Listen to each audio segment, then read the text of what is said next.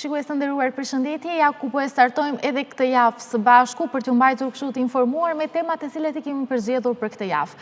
Sot kam një të ftuar të veçantë, e cila ndonë se nuk është këtu me prezencë fizike, por edhe nga largësia na ka bërë krenar të gjithëve dhe besoj që të gjithë veç më jeni të informuar me lëvizjen e saj të fundit, e kam fjalën për Shasime Osmani, e cila u përzgjedh si deputete në Zvicër. Ka qenë një ndër lajmet i cili ka qenë shumë aktual dhe besoj që çdo i dyti shqiptar jo vetëm në Maqedoninë e Veriut, por edhe jashtë kufive e kanë shpërndar si titull, si lajm, duke shprehur një farë lloj gëzimi dhe krenarie për të. Sot e kemi atë në një linjë direkte për të na treguar se si ka ardhur deri tek migrimi në Zvicër, si ka qenë jeta atje dhe shumë të tjera, e deri tek titulli si deputete, të cilën javën që lan pas ajo arriti ta merr. Ne atë e kemi në një linjë direkte, regjia nëse më ndihmon. Shasime, përshëndetje nëse na dëgjon. Përshëndetje Sara. Faleminderit shumë që ndave kohë, e di që e ke një periudhë të ngarkuar tashmë, por ndave kohë për programin dhe të falenderoj shumë, të përgëzoj për këtë arritje, shpresoj që të jetë një rrugtim sa më i suksesshëm dhe i mbar për ty. Tani, do doja të marrim me radhë. Ti je nga Kërçova dhe tashmë besoj një kohë të gjatë jeton dhe vepron në Zvicër. Të ndalemi pak nga fillimi, më thuaj pak për fëmijërinë tënde dhe procesin e migrimit në Zvicër. Faleminderit Sara për ftesën. Kështu familja ime në vitet e 70 ka ardhur në Zvicër të punoj, gjyshim si sezonje, gastarbeiter, si shqiptarët e tjerë. Edhe kemi mbetur këtu, nuk kemi kthyer më në Maqedoni. Dhe babi im ka ardhur në 93-shin të punoj edhe ai, edhe unë kam lindur në 98-ën në Ohër, edhe kam emigruar me mamin tim në 99-ën, dhe me thënë gjenerata 3 në Zvicër. Kështu që jam 27 vite në Zvicër, gjithë jetën. Gjithë jetën. Ka qenë si pasojë e nevojës për të shpërngulur atje nga familja jote?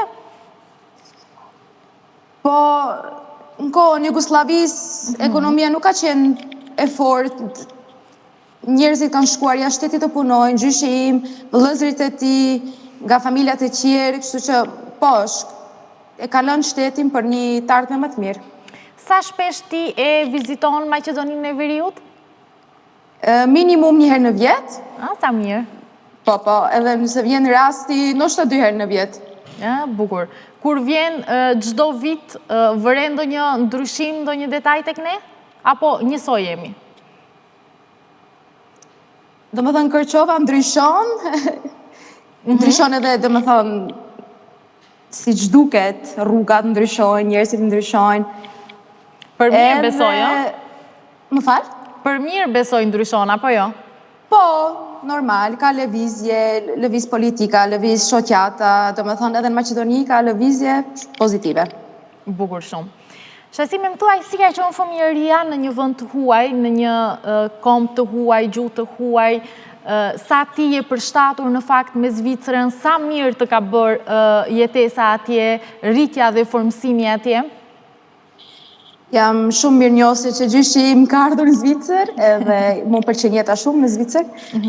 Unë, në fakt, deri 6 vite nuk kam folur gjermanisht, familja ka folur ma shumë shqip, më ka mësuar shqip. Edhe kur hina në kopësh për fëmijët e kuptova se nuk dija të fola gjermanisht, të gjithë tjerët fëmijë folshin gjermanisht, unë jo. Aty filloj sfida, ta mësoj një herë gjuhën gjermanishte, mësova, u munova. Edhe jam një lagje, më rritur në një lagje ku të gjithë ka dhe migrantë e tjerë, ku kemi probleme sociale, ku kemi pas vështirësi edhe me arsimin, edhe me probleme tjera, si gjithë migrantët, jo vetëm unë edhe familja ime. Edhe ku është dash 3-4 herë, më shumë të mundohesh të arrish të njëjtën pikë si një tjetër fëmijë që nuk është rritur në këtë lagje. Çfarë të jep rritja në një vend të huaj? Besoj shpeshherë kur flasim për vendet e huaja, sidomos si Zvicra dhe shtetet e ngjashme, dim që disiplinën e kanë parimore, e kanë kriterë të parin. E ke edhe ti këtë, kam përshtypjen apo jo? Patjetër, nuk ka, Zvicra është një shteti rregullu, i disiplinu, edhe këtu nuk ja del dot nëse nuk përshtatesh pak edhe ti. Bukur shumë. Do me thënë të ndihmon të marrësh kritera apo cilësi të mira. Tani, do doja të ndaleshim pak tek pjesa e studimeve për zgjedhja e profesionit. Unë e di që ti je juriste me profesion pas. Rrugës, nuk e kam mbaruar studimet, po do bëm juriste. Pse përzgjodhe pikërisht këtë profesion? Që isha e vogël më interesonte të bëhem gjykatëse, edhe më pëlqente si profesion, do me thënë të luftosh për drejtësinë. Kështu që e kam, për që kam 8 vite, jam fiksuar të bëhem gjykatëse, edhe vazhdova ta bëj shkollën, do me thënë mësova në shkollë mirë, shumë, edhe këtu jam sot, edhe gati për të mbaruar studimet. Ti e para që po përzgjedh këtë drejtim të juridikut në familje?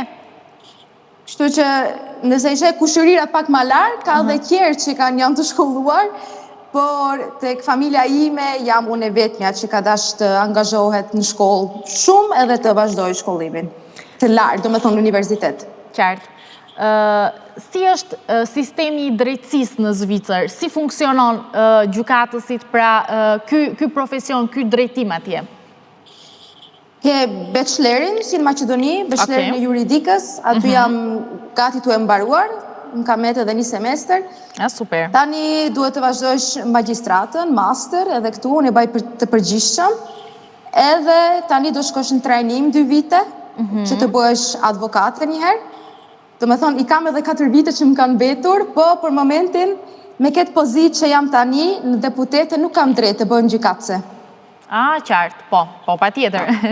Por, sistemi i drejtësisë është, kam përshtypjen shumë më ndryshe se sa këtu tek ne, apo jo, është shumë funksional dhe është i implementuar mirë, apo jo? Normal, është më ndryshe, Zvicra është tepër e rregullume, gjithçka është tepër e disiplinume këtu, po besoj rregullat edhe ligji janë në gjithë Evropën të njësoj, ose ngjashëm. Vetëm në praktik dallon? Në praktik dallon, nuk e di si është Maqedoni, në fakt, po unë duhet të bëj trajnim në një advokatur 1 vjet, tani duhet bëj trajnim tek një gjykatës ose tek një institucion tjetër, po si që thash për momentin e kam pak problem, sepse kur bësh deputete, je në të njëjtën nivel si një gjykatëse dhe nuk ke të drejtë, jesh parlamentare edhe gjykatëse. Kështu që do vi momenti në jetën time kur duhet të bëj dhe unë një vendim, a duhet bëhem gjykatëse, a do mes deputete. E tani, më thuaj, zakonisht, do me thënë, si që dim, profesioni juridikut është një farloj vëzhguesi mbi politikën, për t'i ndarë rrugët, ti ke zgjedhur komplet një rrugë tjetër, që politika me drejtësin janë gjithmonë të vëna përballë. Si lindi dëshira për politik? Ishte një dëshirë që ti e kishe veçmo në nënvetdijen tënde? Para 10 viteve u bëna pjesë e Partisë Social-Demokratike, edhe shumë njerëz aty brenda më i pshin këshilla, do me thonë, pa që edhe duhesh të bësh karrierë politike, ti je reprezentim për migrantët, ti je e shkollume, ti je çik migrante, ti je kështu. Edhe unë njerë nuk i besoj, që thash, okej, do shohim njerë çfarë do ndodh. Tani para 5 viteve e morra pasosh një zvicran, pasaport një zvicran, edhe kështu i morra dhe drejtat politikane në Zvicër, se pa pasaport zvicran nuk mundesh të bëhesh deputete. Edhe, do me thonë, ma shumë kështu si, hajta provojmë njëherë, asamblinë e Bernit, do me thonë, parlamentin e qytetit, edhe në nëntor 2024 e provova pa asnjë ide, pa asnjë nuk e dija çfarë do ndodh.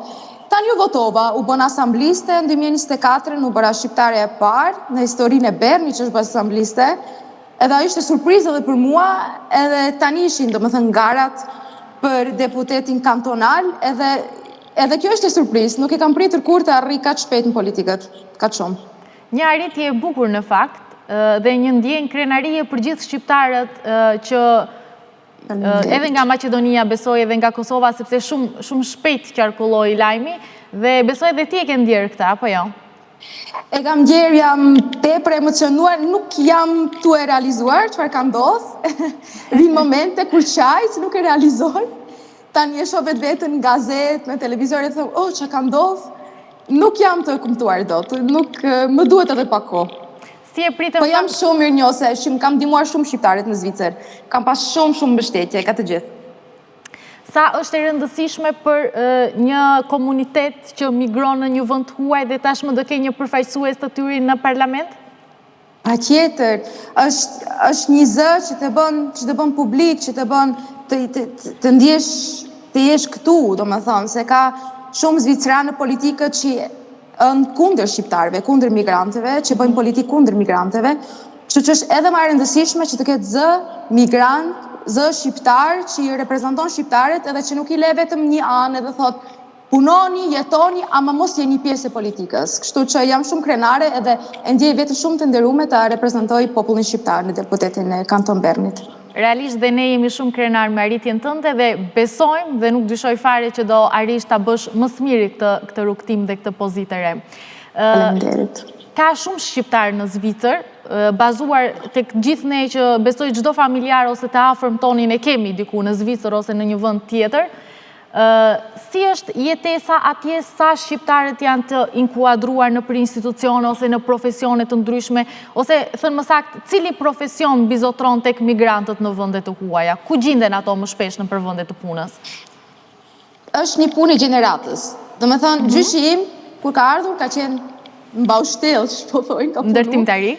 Ndërtitari, edhe unë, domethënë, jam që shkollohet, jam tek shoqata e studentëve shqiptar, kemi doktor, kemi advokat, kemi psikolog, kemi shumë njerëz të shkolluar dhe ne në Zvicër, edhe kështu nuk është se nuk jemi vetëm në punë të përditshme ose në punë që nuk jam pa nivel të lartë, ka dhe shqiptar tjerë në politikën edhe nacionale, edhe deputete në Cyri, në deputeti nacional, në asamblat e qyteteve tjerë, kështu që kemi arritur shumë në Zvicër e shqiptarët.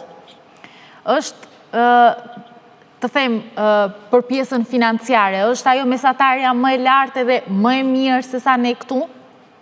Po, pa tjetër, normal. Po, ta themi edhe drejtën, shumë migrant janë këtu në punë që nuk paguhen aq mirë, edhe është realiteti tjetër. Do me thënë ka shqiptar ose migrantë të tjerë me pozicionet të larta, me rrogat mira, por ka edhe shumë migrantë të tjerë që janë në punë të thjeshta dhe punojnë për të jetuar.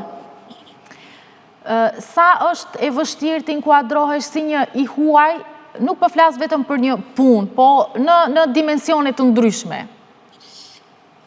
Mvaret. Do me thonë, një gjermane ka ma letë, sa i folë gjermanisht, një italian e ka pas punë shumë vështirë në vitet e 60, kur ka ardhur dhe ai punë në ndërtes, ka migrantë të tjerë që gra që kanë shami, ata e kanë punën edhe më vështirë, ata kanë diskriminohen edhe më shumë rasizëm, po të shqiptarët unë besoj jemi të integruar shumë mirë, kemi arritur shumë, edhe ne kemi përballuar shumë rasizëm nga SVP-ja, nga partijat, nga iniciativat që janë lansuar kundër shqiptarëve, kështu që mbaret nga vjen. Do me thënë nëse je nga një shtet tokat arabe, është edhe njëherë më vështirë, se edhe në Zvicër ka rasizëm shumë. Qartë. Më thuaj pak nëse do e marrim ta shohim nga larg këtë rrugtimin tënd, fëmijëria, shkollimi, studimet, përzgjedhja e profesionit dhe hyrja në politik. Sa ka qenë i vështirë dhe cilët momente të vështira ndoshta të kujtohen çdo herë kur flet për rrugtimin tënd deri në këtë pikë që je tani? Tash bëhem emocionalisht. Njëherë nuk dija ta fol gjermanishtën. Kur fillova në Kopësht nuk dija të fol gjermanisht, ishte sfidë e madhe, sepse në shkollë mendonin se nuk jam inteligente, jam e kufizuar, çfarë problemi ka kjo vajzë.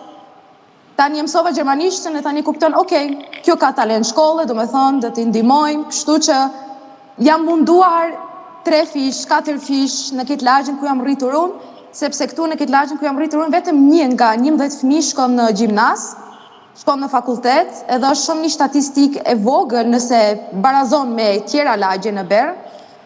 Kështu që kanë për herë e vështirë se është dash të përballohem me sfida që të tjerët nuk i kam pas. Jo vetëm unë, po me dhe migrantë të tjerë, kështu jam munduar 3, 4, 5 herë më shumë sa se një fëmijë zvicran ose një fëmijë gjermanik që i ka pas edhe babën ose babin doktor ose të shkollu. Kështu që edhe unë jam emocionuar kur e shoh rrugtimin tim, sepse jam munduar tepër të jem këtu ku jam sot. Por, e rëndësishme është që ti nuk je dorëzuar dhe i ke arritur qëllimet e tua mbas edhe shumë herët.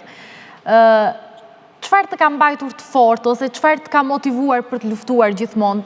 Cila ka qenë një mbështetje yte e madhe që s'të ka lënë të dorëzohesh edhe në këto momente të vështira që sapo i përmende?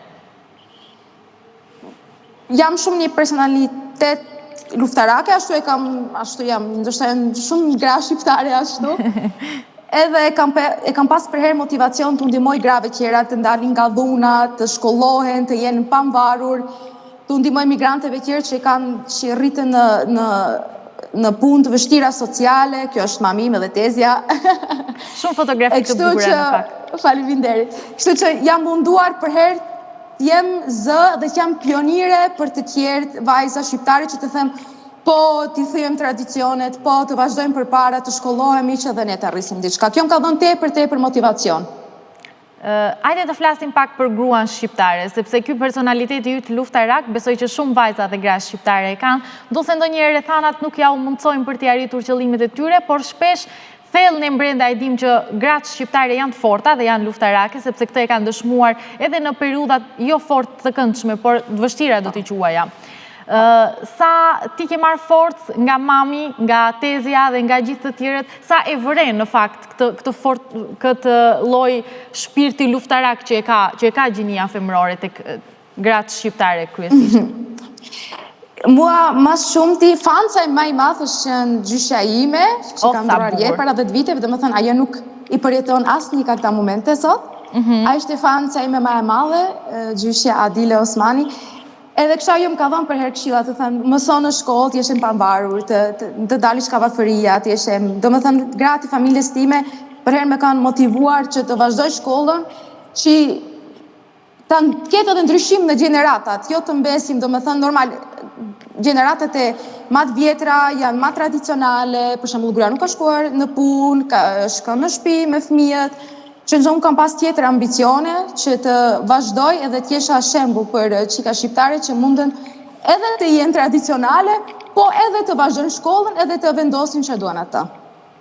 Ne kemi edhe shumë figura tjera shqiptare me cilët krenohemi, siç është Dua Lipa, Rita Ora dhe shumë të tjera, kështu që e kemi edhe atë arritjet në pika ose në kulminacione të mëdha, kështu do t'i quajmë. Por edhe traditën e kemi një pikë që dim ta ruajmë shumë mirë dhe ta trashëgojmë ndër breza. Tani, më thuaj në një vend të huaj, me tradita të huaja, me gjuhë të huaj, një vend komplet, kulture huaj në fakt, sa keni arritur të ruani traditat ju, sepse një gjë e veçantë cila u ka bërë përshtypje të gjithëve është se ditën kur ti more pozicionin ose pozitën si deputete, postove në story një fotografi me fli, ushqimin më tradicional të shqiptarëve. Po, unë nuk e di, po unë ta them drejtën, e kam pas për herë ambicion të mos asimilohem në Zvicër. Do me thonë, në Zvicër ka rasizëm, ka diskriminohesh, por unë njerë një kohë të gjatë provova të asimilohem, provova të akomandohem që mos më thojnë, kjo shqiptare, qa bën ti këtu, do me thonë, kam pas edhe unë shumë kështu raste, një kohë të gjatë provova të asimilohem. Tani e kuptova se problemi nuk është tek unë, por problemi është tek të huajt. Do më thënë, unë kam të drejtë të folë Shqip, unë kam të drejtë të esha shqiptare, unë kam drejtë të përmend prejardhjen time, edhe ata që pengohen janë rasista ose kam problemin tek vetja. Kështu që edhe unë pata një rrugë të gjatë për ta kuptuar, sepse mundesh të jetosh në një shtet të huaj, ta ndjesh veten edhe zvicrane, ti marrësh rregullat e Zvicrës, po apet mos e harrojsh nga vjen prejardhjen. Kështu që nuk janë dy rrugtime shumë të mira, nuk duhet të harrojsh prejardhjen vetëm se ka ardhur në shtet huaj. Të falenderoj shumë që e the këtë në fakt, këtë do t'jetë një shembull dhe një mesazh shumë i fortë për gjithë ata të rinj të cilët janë të vendosur në vendet tuaja, por edhe ata të cilët janë këtu dhe ndoshta shpeshherë përballen me këtë çështjen e mendësisë ose mentalitetit. Tani, më thuaj, cila nga rutinat ose traditat ose sido që ta quajmë ndonjë ritual tradicional që ju keni arritur ta ruani fort në familjen tuaj, që prindërit ta kanë vënë ndoshta gjithmonë në pa dhe ta kanë rikujtuar gjithmonë? Jam shumë krenare që njëherë folë gjuhën shqipe. E fletë shkëlqyeshëm, madje kisha ndërmend të datoja këtë. Do me thonë një folë edhe, kur folë me të Kosovës, e ndroj tekstin, folë si në Kosovë, me familjen time normal, folë si në Maqedoni, po kur folë, do me thonë e kam mësuar të folë gjuhën shqipe, dhe janë kanë do traditat që familje me, do këshillat që familje me mi ka dhënë për herë dhe nuk i kam harruar kur, do me thonë besa bes, si të gjithë shqiptarët, ta mbajsh fjalën, të luftojsh, lojaliteti, do me thonë të shkojsh për para, të jesh njeri me bes, njeri që lufton për të tjertë, edhe këta janë do këshilla që i vlerësoj tepër, edhe që familja ime mi ka dhënë me vete, do me thonë i ka mbajtur në shpirt edhe nuk dua t'i harroj kur, do me thonë t'jesha, mos i harroj edhe forcën, do me thonë jemi gratë forta, jemi një popull i fort që ka luftuar të mos asimilohet, që mos e harrojmë kur se nga vjen, edhe t'jesh edhe pak krenare na që ke arritur ti. Shumë e bukur në fakt. Fjalit të cilat sinqerisht do t'jenë frymëzim për gjithë të rinjt dhe gjithë ata ambiciozët të cilët duan të arrijnë diçka. Tani, ndalemi pak tek dita që more pozitën e deputetes dhe kjo festa me Flin, si e pritën prindërit tuaj këtë arritje? Kjo në fakt është një informacion njoj vërtet, sepse Flia ishte në drek, unë punur me familjen time, ha një drek, por rezultatet, se u bëra deputete, erdhën në mbrëmje, do me thënë në orën 7. Nuk ka të bëjë njëra me tjetërën. Qartë. Po, ma ditë kër e kuptova, njerë isha shumë e qetësuar gjatë ditës, tani filluan të më stresojnë të njerëz tjerë nga partia ime, sepse për ata isha favorite për të fituar garën, edhe unë nuk e akceptova, thash jo, thash do shofim, gjatë ndodhë, do shofim. Tani në orën 7:15 mora një telefon, unë ishe ende të shtëpia, do me thënë isha rrugës të shkuar të festa, ti marrë rezultatet, po nuk më doli koha, isha të shtëpia dhe më thiri një shok, edhe më tha ti e tranuar, tha ti e bërë deputete. Edhe unë thash, jo, mos më gënjej, tha, nisu të presin gazetarët të folish. Edhe të them drejten, aq isha në shok, u shtrina në tokë edhe njerë kam qajtë. Se nuk e kuptova çfarë ka ndodhur. Tani e morra familjen time edhe shkuam tek lokali ku bështe festa, ku më pritën gazetarët, ku më pritën të gjithë, edhe ashtu ndodhi, ishte tepër emocionalisht. Lot gëzimi kanë qenë ato. Realisht thellë brenda e prisje që do të kishe këtë rezultat? Jo, sepse para një viti, do me thënë hyra në politik, edhe ishte surprizë të bëjmë asambliste, dhe atë nuk e prita, edhe konkurenca ishte shumë e madhe, do me thënë ka njerës në politik, në partinë time, që ishin 5, 6, 7, 8 vite në politik, edhe ata deshin pa tjetër të bëhen deputete në kantonës parlament, në parlamentin e Bernit, kështu që unë i thash vetës, unë jam e re, unë s'kam eksperiencë, tash do shofim çfarë do ndodh. Edhe prandaj ishte një surprizë shumë e madhe. Tani të bëj një pyetje hipotetike. Më thuaj, po të ishe këtu, të kishe jetuar në Maqedoninë e Veriut, të ishe rritur këtu, të ishe shkolluar këtu, mendon që do e kishe njësoj mundësinë dhe dëshirën për të qenë pjesë e politikës? Po. Po, sepse ku do që të shkojsh, për herë ke problem sociale, për herë ke dhunë ndaj grave, kështu që ambicioni im ka qenë për herë t'jesha një zë i grave, kundër dhunës, për arsimi, kështu që vendoj, jo vetëm në Maqedoni, po në të cilin vend në botë kisha luftuar për gratë shqiptare dhe për çika shqiptare. Je në rrjedha, je informuar me politikat këtu në vend, sa ishe gratë të përfshira në politik, mjaftueshëm sa duhet këtu tek ne?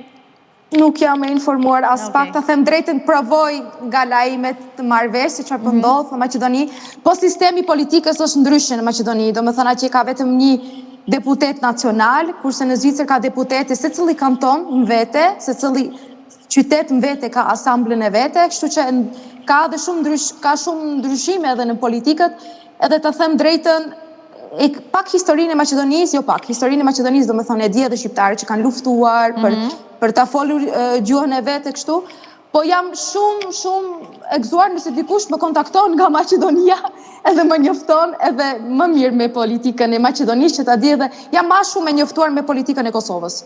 ja do të mbajmë të informuar shasime patjetër, po me fatkeqësinë e kësaj që përmendë për drejtat e shqiptarëve, ende i kemi dhe vetëm të hënën, do me thënë, bëhet protest për dhënë provimi në gjuhën shqipe, po që do të mbajmë të informuar patjetër. Më thuaj tani pak cilet janë qëllimet dhe objektivat e tua për t'i arritur që ja ke vënë vetes synim në këtë rrugtim të ri që të pret pra në rolin e deputetes. Sa punë të pret?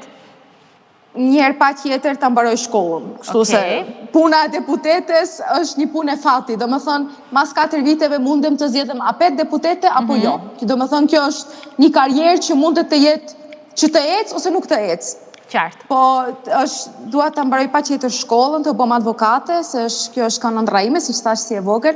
Po dua pa tjetër të abzë migranteve, t'i reprezentoj, të luftoj kundër dhunës dhe grave, për arsimin, për bursa më të mira, për shkollim më të mirë, për një tjetë ma leta marrish pasaport në Zvicran, për ma shumë integracion të migranteve që edhe ata t'jenë pjesë e kësaj shoqate. Në fakt synime shumë bukura, por ajo që më pëlqen më shumë është sepse ti edhe do studiosh dhe do punosh njëkohësisht, ndoshta nuk do t'jetë fort e lehtë për ty, por e di që do t'jetë e arritshme. Do bëhet. Është vetëm një lic, do me thonë Zvicra është ndryshe. Këtu je deputete 20-30% edhe ke punë tjetër kryesore. Nuk e di si është Maqedonia, që ndoshta nuk është kështu, mendoj që s'është kështu këtu. Edhe kjo është një ndryshim i madh. Patjetër. Ka ndryshime, ashtu si që e përmendëm edhe përgjatë gjithë kësaj bashkëbisede. Tani, do ju bëjmë një thirrje të gjitha vajzave dhe grave të cilët ndoshta e kanë gjithmonë në mendje një pikë synim të tyre, sidomos politika që gjithmonë është mbizotruar nga burrat, që t'ia dalin dhe t'i jesh ti ndoshta një frymëzim për ta? Shpresoj shumë ndjem tjepër e nderuar t'i reprezentoj dhe qika dhe gra shqiptareve, veç vitu them mos trembeni, mos tuteni, dilni, shkolloheni, folni, grinje zërin. Jemi rikthyer në këtë pjesë të dytë, do të ndërrojmë fare temë nga pjesa paraprake e emisionit, do të flasim për një temë më së aktuale që gjithmonë është aktuale. Fatkeqësisht, do të flasim për obezitetin dhe rrezikun që përbën rrjetet sociale duke na shpërndar medikamente, suplemente, çajra, Ozempic, sidomos kohëve të fundit, është shumë i rekomanduar në rrjetet sociale nga influenca. Mirë po, të gjitha këto ne do t'i zbërthejmë sot në mënyrë profesionale, sepse në një linjë direkte do të kemi nutricionisten apo dietologen Rovena Xhafa, e cila gjithmonë është këtu për të na ndihmuar, sepse di t'i zbërthej më së miri këto në mënyrën e saj profesionale, pra në sferën që ajo ka. Ne tashmate e kemi në një linjë direkte nëse më ndihmon regjia. Rovena, përshëndetje nëse na dëgjon. Përshëndetje, patjetër përftesën. Kënaqësia është e imja dhe të falenderoj zakonisht shumë që gjithmonë je e gatshme për të ndihmuar kur bëhet fjalë për shëndetin dhe gjitha informacionet profesionale që ne na duhen. Do të flasim për obezitetin dhe në fakt do të flasim për atë se si ne shpeshherë ndoshta arrim ta quajmë dhe ta trajtojmë si sëmundje. Çfarë është obeziteti? Nëse mund të na thuash në mënyrë profesionale për ta kuptuar një herë mirë ndoshta. Patjetër. Obeziteti është një sëmundje kronike komplekse që karakterizohet nga grumbullimi për yndyrët në trup në një masë që dëmton shëndetin. Ai nuk është thjesht rezultati i zakoneve të këqija ushqimore apo mungesës së aktivitetit fizik, por një gjendje multifaktoriale ku ndërtohen faktorë genetik, hormonal, metabolik, psikologjik dhe mjeditor. Konsiderohet sëmundje kronike sepse ka përlidhje të zjarrit me kohë, kërkon menaxhim afatgjat dhe shpesh rikthehet edhe pas të hyrjeve të jetesë. Për më tepër, obeziteti shoqërohet me ndryshime të ndryshme në funksionimin e organizmit, si rezistenca ndaj insulinit, çrregullimet pulmonale të udhëheqësit dhe inflamacion kronik i tallës së ulët. Rëndësia e tij në sëmundje kundron edhe të pasurit të cedozit që sjell, pasi rriti rreziku për zhvillimin e patologjive të tjera si diabeti, sëmundje kardiovaskulare dhe forma kanceri. Prandaj, trajtimi i obezitetit kërkon një qasje të integruar dhe afatgjatë që përfshin ndryshimin në stilin e jetesës, mbështetje mjedisorë dhe në disa raste ndërhyrje farmakologjike ose kirurgjikale. Qartë. Besoj që edhe ti e ke vënë re që në rrjetet sociale ka një fenomen të jashtëzakonshëm kur bëhet fjalë për humbjen e peshës, ofrohen lloj-lloj gjërash që nuk janë ndoshta të certifikuara ose nuk janë të rekomanduara nga njerëz kompetent dhe profesional. Së fundmi kam vënë re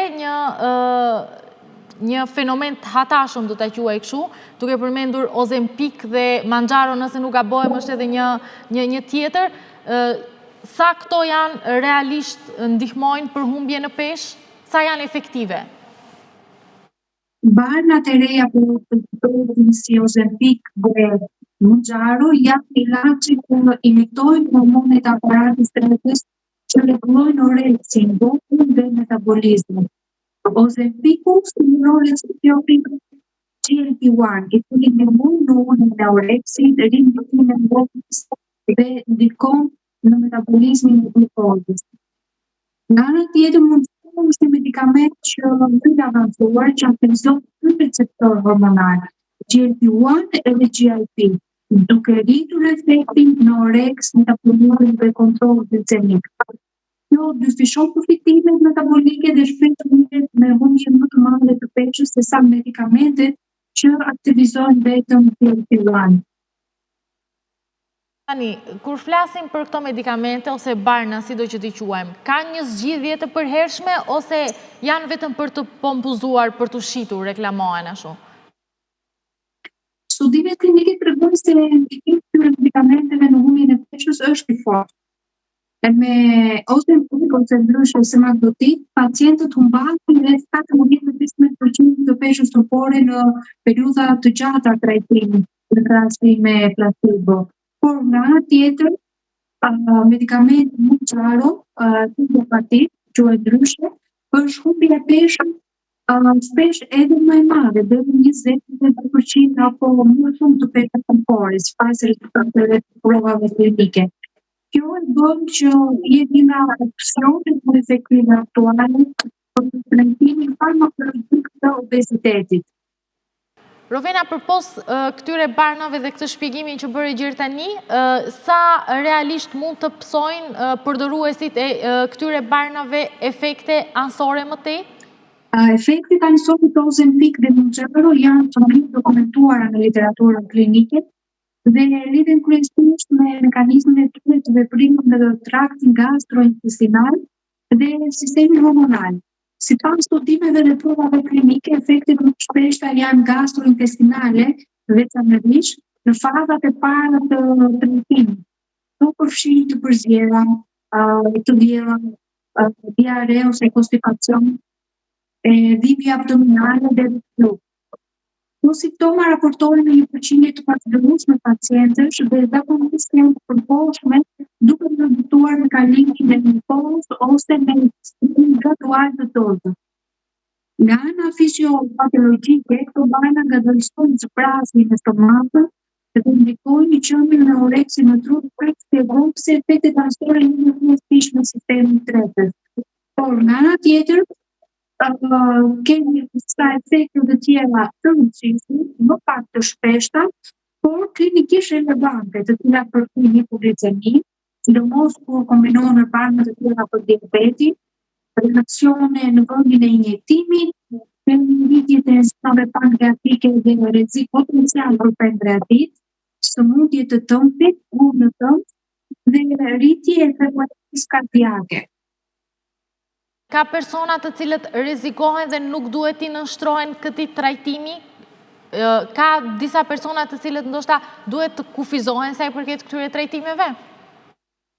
Këto medikamente zakonisht përdoren për të rritur me BMI 30 dhe lart, ose me BMI më shumë se 27, së bashku me sëmundje të lidhura si diabet, hipertension apo sëmundje metabolike. Ato nuk rekomendohen për gratë shkallëzënë, njerëzit me histori familjare të kancerit, të tiroides modular, apo personat me sindrom të shumëfisht neuroendokrinë. Vendimi për përdorim se të bërë individualisht në mjeku, duke marrë parasysh historinë mjekësore dhe monitorimin e vazhdueshëm.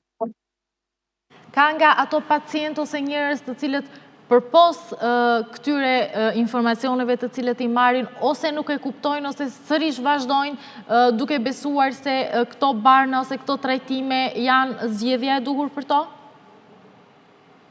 Shpesh ka ide të gabuara që këto ilaçe janë kundër anoreksit ose është një ilaç i magjishëm, por realiteti është se ato janë pjesë e një qasje gjithëpërfshirëse për trajtimin e obezitetit.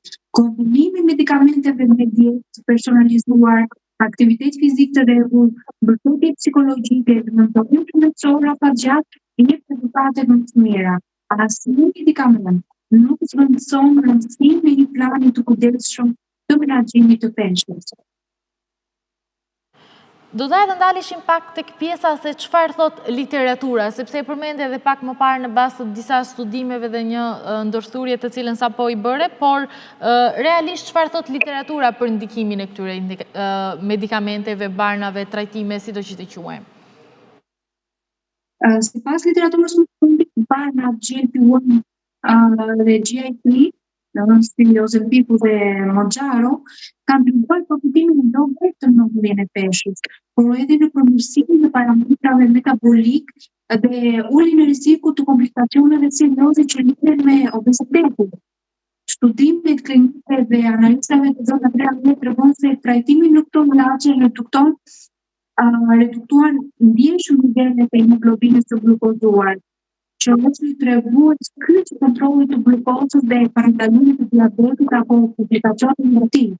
Përveç reduktimit të peshës dhe përmirësimit të kontrollit glikemik, ka rezultate që tregojnë dhe ulje të presionit të gjakut, përmirësim të profileve të yndyrmave, si reduktim të glicerideve dhe indikator të rrezikut kardiometabolik, dhe shpesh këto përmirësime shoqërohen me ndryshime të dobishme në masën dhe shpërndarjen e masës lëndore trupore, që janë të lidhura me rrezik më të ulët për sëmundjen e zemrës.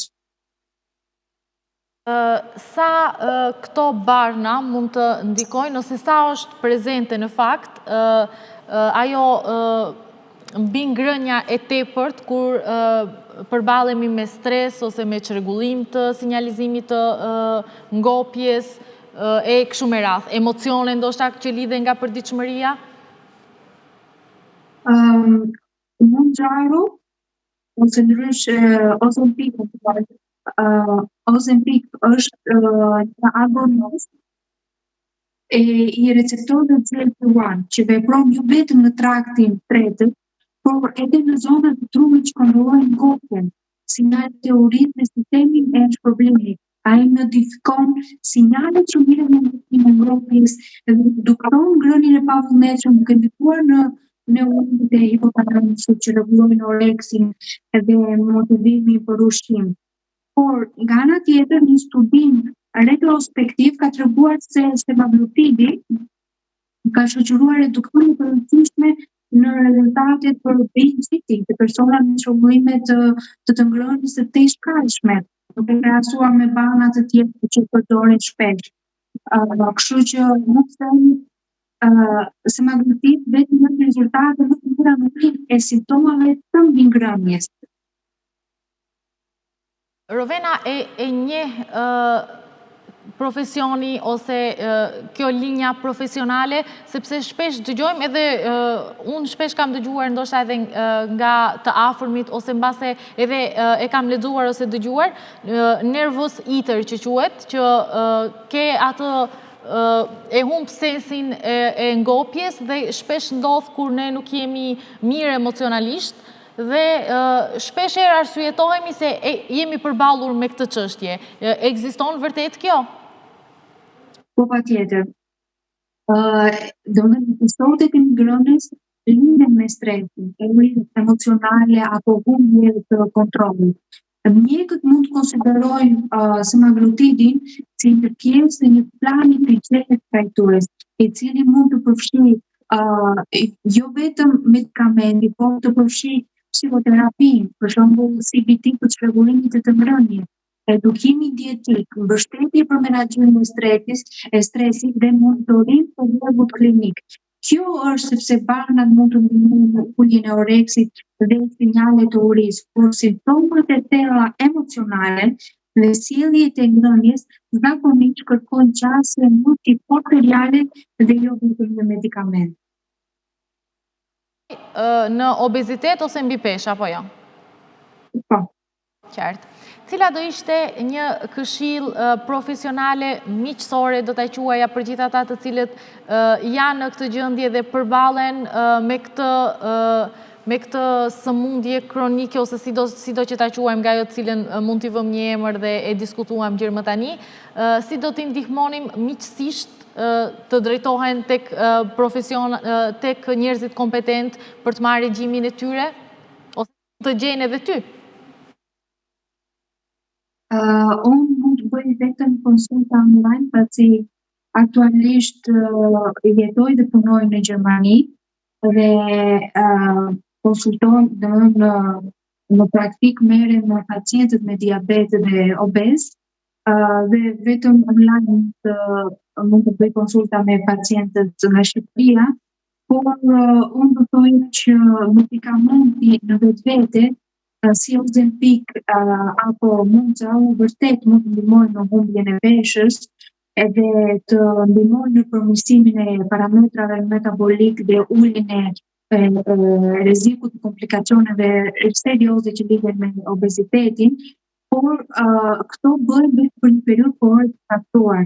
Prandaj dhe unë do sugjeroja që për të patur rezultate në planin afatgjatë, duhet të kujdesemi për një plan të shëndetshëm ushqimor, aktivitet fizik të rregullt, hidratim të mirë dhe në të gjitha aspekt psikoemocional të shëndetshëm. Se këto janë faktorë risk të cilat ndikojnë negativisht në rritjen e peshës, në rritjen e probabilitetit dhe përshfaqjen e sëmundjeve patologjike kronike që lidhen me obezitetin.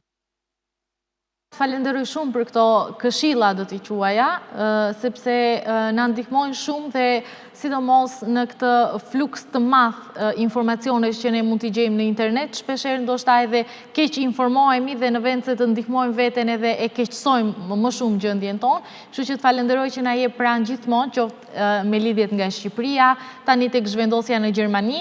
Të falenderoj shumë që je e gatshme për të ndihmuar jo vetëm audiencën, por kushdo që të drejtohet, dhe jam e bindur që kushdo që drejtohet tek ti ka gjetur derën e duhur, sepse po flas edhe nga përvoja personale.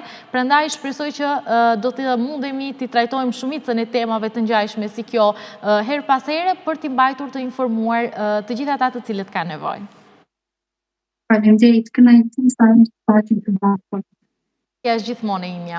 Jemi tashmë në minutat e fundit programit, patjetër përpara se ta përmbyllim këtë bashkëbisedë dhe këtë program të sotëm, do duhet t'ju informoj sa i përket shëndetit dhe Solgar vitaminat. Do ndalemi tek flavopastilat zink që ofrojnë zink të cilësisë së lartë në formën e citratit dhe glukonatit, forma kimike të karakterizuara nga fuqia e lartë përthithëse, janë veçanërisht rëndësishme për forcimin e sistemit imunitar. Zinku kontribuon në ruajtjen e lëkurës, flokëve dhe thonjve të shëndetshëm. Gjithashtu ndikon në furnizimin e trupit me energji si dhe mbështetjen e fertilitetit dhe ruajtjen e shëndetit mashkullor. Siç shihni në ekran, përveç këtyre pastilave zink, keni edhe shumë vitamina të tjera në cilën duhet drejtoheni në laboratorin Zekin për të parë atë që është e nevojshme për ju dhe organizmin tuaj. Unë personalisht jam përdoruese e këtyre vitaminave dhe patjetër që ja u rekomandoj. Kemi arritur veç më në fund fare, kështu që do ju lë takim së bashku në të mërkurën në të njëjtin termin, e deri atëherë mirëmbëjtje.